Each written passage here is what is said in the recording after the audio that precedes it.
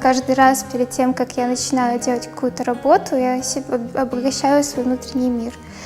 Читаю книги различные, философию изучаю, как различные культуры, но у меня есть свое, так сказать, национальное «я», и в первую очередь я развиваю свою культуру. Если я родилась в эту эпоху, я должна делать что-то во благо.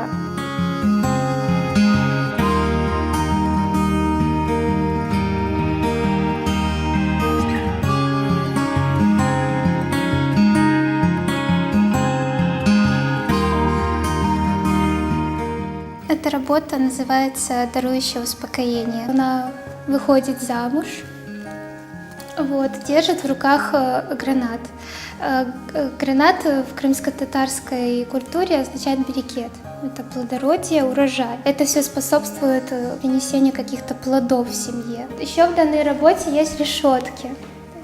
Они символизируют свободу. Видите, то, что они немного так растворяются, расплываются. Птица в клетке она была, и сейчас после замужества она обретает, так сказать, полет какой-то, полет души.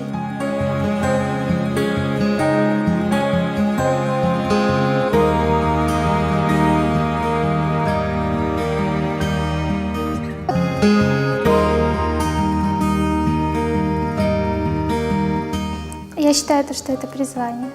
Я без этого жить не смогу.